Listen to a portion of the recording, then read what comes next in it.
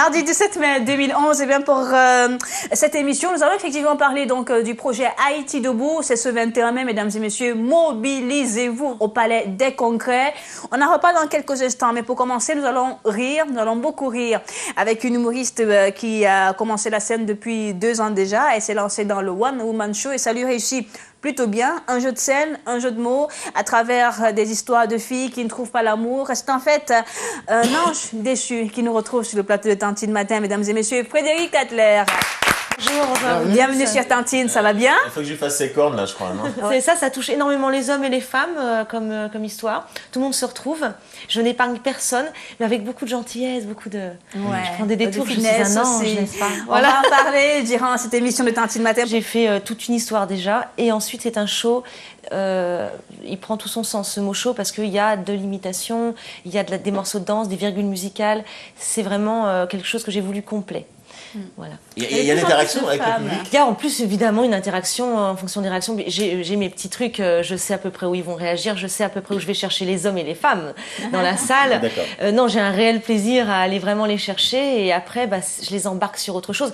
Le but c'était de faire du jeu de mots à travers des tableaux différents. Le vin, ça peut être le cinéma, ça peut être le western, James Dean, machin, voilà. C'est ça le but. Allez, Frédéric Adler, elle va nous faire rire. Vous n'allez pas savoir quand, parce que nous allons rire au fur et à mesure.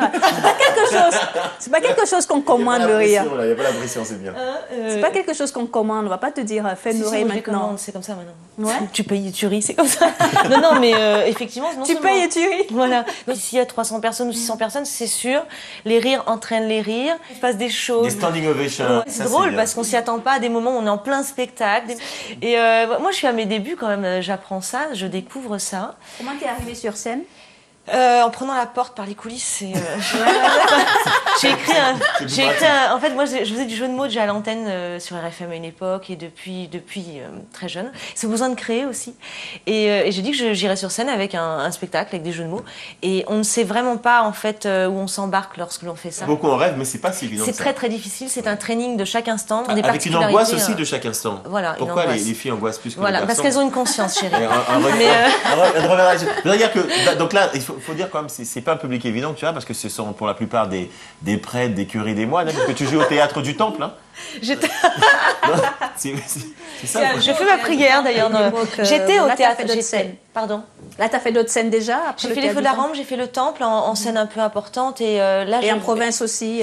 Alors en province, j'ai été au Luxembourg, j'ai fait Cassis. J'étais en première partie de l'Hélène Ségara pour une très bonne cause aussi, main dans la main. Et là, je vais partir en septembre pour Lausanne. Pour Lausanne, ça me fait plaisir aussi. Et puis en octobre, et en octobre, alors j'ai décidé, j'ai remanié un peu le spectacle pour vraiment en faire une petite perle. Donc on a travaillé sur des petits détails et je vais retester ça dans une salle beaucoup plus proche de mon public. Un lieu très branché, c'est la cible. Très branché, ça s'appelle La Cible. C'est un jeune comédien, humoriste qui fait un spectacle en anglais, en français, qui a repris cette salle. Donc c'est très courageux de sa part. Il y a vraiment de très très bons talents, il sait bien les sélectionner. La salle est très confortable. Une jeune humoriste, Frédéric Adler, vue par un journaliste, j'ai envie d'avoir, n'est-ce pas, le mot de Rémi? Non, je veux savoir si déjà vous aviez des modèles dans la profession. Pour commencer. Ah oui, moi j'ai des modèles et ils ne sont pas forcément récents. Le Luron, De Vos pour les jeux de mots évidemment. Foresti, j'adore parce que c'est une grande comédienne.